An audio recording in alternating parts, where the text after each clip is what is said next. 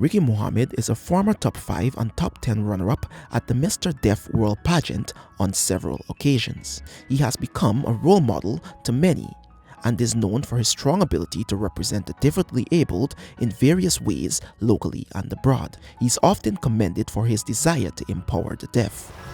I'd like them to teach. I'd like to teach them and learn,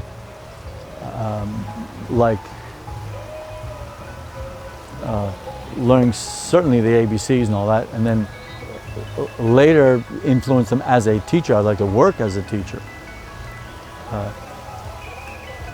And we talk about rules and teach them what's right and wrong, and teach them how to spell correctly, and the students would be asking questions, and I could talk to them about other countries.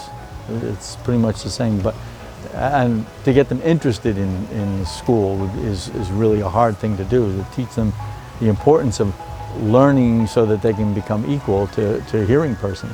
The still very young representative has traveled to Russia, Suriname, and Las Vegas in different capacities to learn from the global deaf community while sharing Guyana's culture with them. He also spends time teaching some of those skills to Guyana's deaf. And I saw very different signs in Russia, and then how we communicated was that we just sort of related back and forth. We learned how to communicate. I also learned the same thing in Suriname. The community, the deaf communities all around that I've seen are very much the same as the one here. They have the same heart. Ricky noted that his experiences abroad fueled his desire to empower his peers. He said that it goes beyond teaching them skills, but encouraging them not to be lazy. Because I'm trying to encourage the deaf not to just sit home with their parents and do nothing. I'm trying to encourage them to get out and do things and learn how to write, and think about their future, apply for jobs, things that they aren't doing now. And I want to help them to do that so they can, for example, they can work anywhere, and how to communicate with places like the hospital, the police, and so that the hearing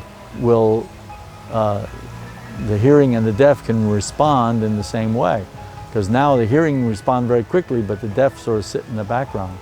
Ricky wants support for the deaf community. He says that the current systems make it very difficult for persons with such disabilities to advance themselves. If I'm working, my co-worker will say something to me and I won't be able to understand it because I'm deaf, and they say, "Oh, I'm sorry," and I can say, "Well, no, it's okay, just write, I'll write."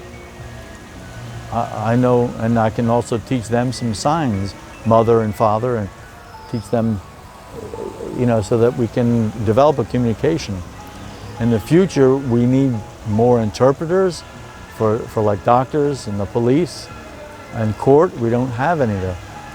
They don't give us. It's really hard to make our voice heard because the hearing people seem to get really quick because the deaf can't communicate. And so like in a hospital, the deaf person has a difficult time explaining what's wrong or what's the matter, what should the doctor look at. Ricky's leadership of Guyana'S Deaf also allowed him to excel in the area of sports, and last year he helped to organize a deaf football match between Guyana and the team from Suriname. Guyana won that match. We worked and worked and worked at the park. Every Saturday and Sunday we worked there and had more communication with Suriname and set up a game. And so we were all excited about that, so we went. So the game was a pretty exciting game, and it was 2-2, and then at the last minute we got a third goal, and we won. And so we thanked them. It was really great. Ricky hopes that one day the deaf and the hearing can respectfully function on an equal playing field. He has a message for those of us who are privileged enough to hear it. At us, when you see us speaking together and we're signing, they laugh at us, and so we want you not to do that. Don't laugh at us, respect us, because we get angry when people laugh at us when we sign. It's embarrassing to us. We don't want to be embarrassed. It's our language. And so it makes us separate ourselves from the hearing. let's get together and show some love for one another.